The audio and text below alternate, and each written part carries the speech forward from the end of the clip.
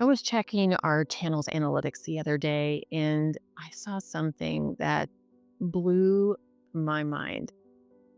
Our community here is now half women and half men.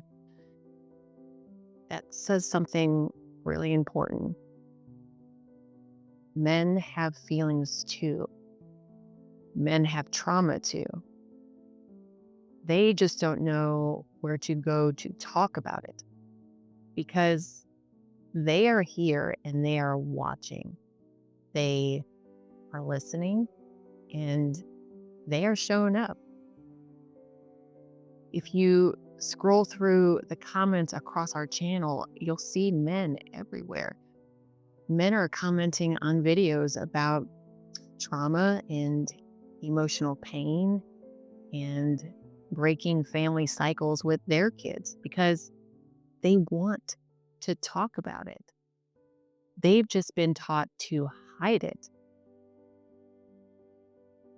But make no mistake, men still feel it all.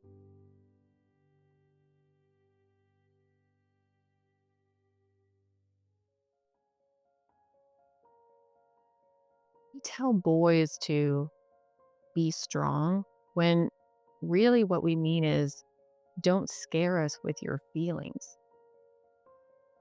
From the very start, they are handed a script written by generations before them, telling them don't cry, don't need, don't feel, and if you do, certainly don't talk about it.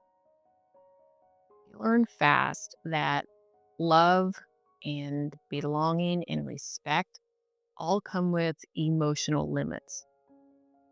We don't do this because we're cruel. We do it because that's what we were taught. But here's the truth that no one talks about. That conditioning doesn't just go away when a boy grows up. It shapes how he loves, the way he shows up in this world, how he goes quiet when his feelings or emotions feel unsafe to him. Start small. A little boy falls off his bike and someone will always say, "You're fine, don't cry." So he starts practicing how to swallow pain, how to fake calm, how to smile through fear. At school, he hears it again. When a girl cries, she's comforted. When a boy cries, people laugh or leave. So he learns that sensitivity is a liability. On the field, coaches shout, "Walk it off." In locker rooms, they always hear, "Man up." Every message is clear. Emotion equals weakness. And by middle school, he's fluent in emotional hiding. He sees humor can ease tension. He sees anger is the only safe feeling men are allowed to show. He sees that being liked often means being numb. When the teenage years hit, the mask hardens. He starts to believe that strong means silent. By adulthood, that mask isn't just a cover anymore, it's a personality. He becomes the man who shuts off during arguments, who feels something breaking inside but can't name it, who's praised for being steady when really he's carrying too much alone. You see it everywhere in relationships that lack closeness, in workplaces that reward burnout, in friendships that never go past small talk. And when all that emotion has nowhere to land, it doesn't go away. It leaks out sideways through tension and temper violence, sickness, or shutting down. This is what emotional exile looks like in plain sight.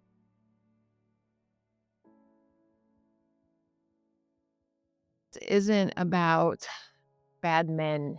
It's about a culture that trained men to survive by turning away from emotion. Neuroscientist Bruce Perry calls it adaptive survival. When feeling isn't safe, the brain does what it's built to do, it shuts off. When boys learn that emotion brings shame, they start choosing connection over honesty. They stop being real when real starts to feel like a threat. So when a man says, I don't know what I feel, he's not avoiding the truth. His body just learned it wasn't safe to tell it.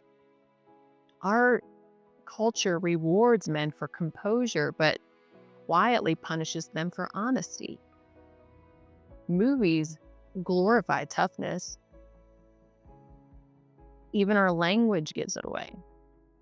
She's emotional is an insult. He's emotional is a crisis. Truth? Most men aren't emotionally absent. They're emotionally uninvited.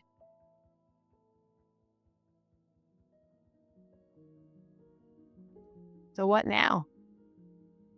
Well, we stop telling boys to be strong and start showing them that strength includes softness. We model it. We speak truthfully.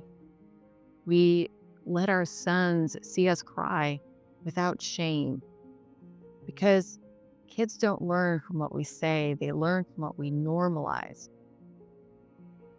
A boy sees his father or a male teacher say, I had a rough day, and then talks about it. He learns that truth doesn't make you weak. He hears it's okay to feel scared. He learns that courage isn't the absence of fear, it's honesty in the presence of it. And for the men already wearing the mask, there's still time to loosen it. Start small. Notice what happens in your body when you're angry or anxious or quiet. That tightness in your chest, that's not weakness, that's emotion waiting for air. Find one safe space to tell the truth. A friend, a journal, a counselor. Not to unload pain, but to reclaim language, to remember how to name what you feel. As author Brene Brown says, vulnerability isn't fancy or poetic. It's simply being honest when it's uncomfortable. That's where real connection starts. And connection is what men have been missing most. Healing doesn't mean becoming someone else. It means returning to the part of yourself that you had to hide to stay accepted.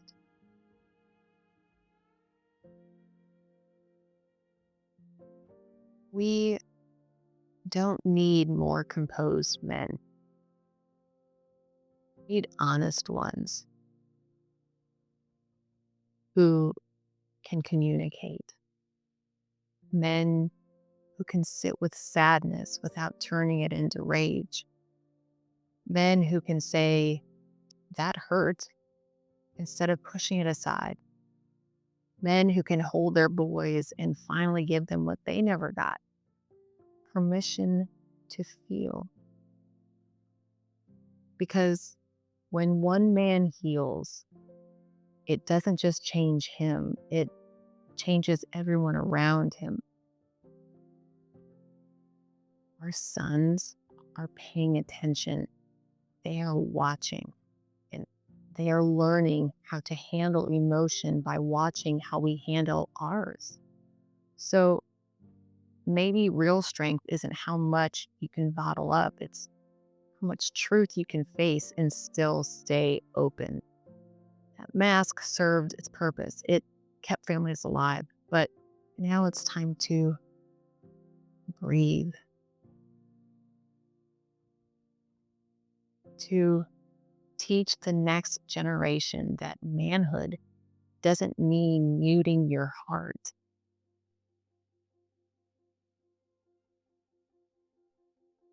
Men feel everything, always have, always will. And maybe that's not something to hide. Maybe that's what makes them whole.